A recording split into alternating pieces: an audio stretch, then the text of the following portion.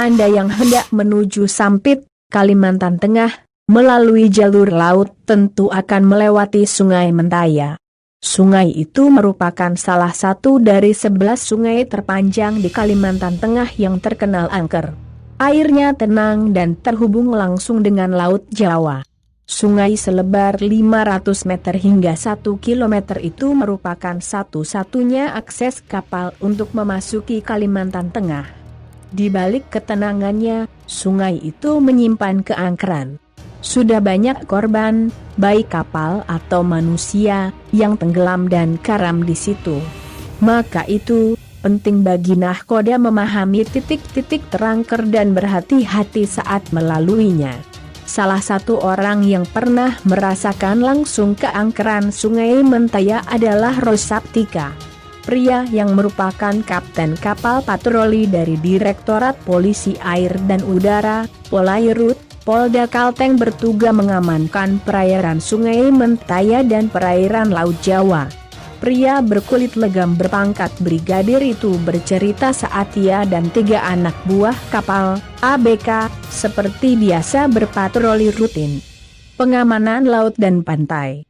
Saat kapal patroli yang dinahkodainya berada di Sungai Mentaya dan mendekati muara laut, kapalnya tiba-tiba oleng ke kiri dan kanan tanpa bisa dikendalikan padahal tak ada angin kencang.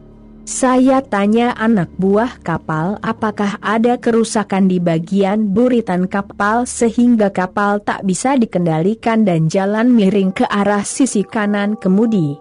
Setelah dicek, kapal dalam kondisi baik. Namun karena takut terjadi hal-hal yang tidak diinginkan, Roy memutuskan untuk berhenti dan melego jangkar. Setelah beberapa saat, ia melanjutkan perjalanan, tapi kapal malah semakin kehilangan kendali.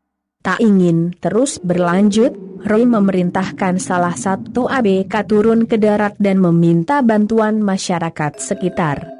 Dari cerita masyarakat di wilayah itu, ada penunggu berupa makhluk halus di Sungai Mentaya berupa kerajaan milik salah satu putri penguasa alam gaib di Kalteng.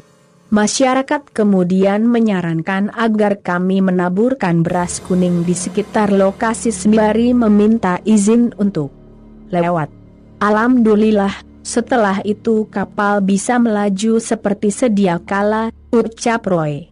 Meski begitu, rasa penasaran Roy belum terpuaskan. Ia kembali napak tilas di lokasi yang sama guna membuktikan kebenaran. Ternyata, hal yang sama terulang kembali. Tapi, saya sudah siap seperti yang disarankan penduduk yakni membawa beras kuning dan mohon izin, ujarnya terkekeh. Direktur Polairut Polda Kalteng Kombes Badarudin tak menampik bila ada sejumlah wilayah kerjanya yang merupakan daerah angker. Ia mengakui salah satu kapalnya yang saat ini diperbaiki juga diyakini merupakan tempat tinggal makhluk gaib. Karena itu, saya tekankan kepada para anak buah untuk menghormati wilayah yang dianggap sakral oleh warga karena untuk keselamatan mereka juga, ujar Badarudin.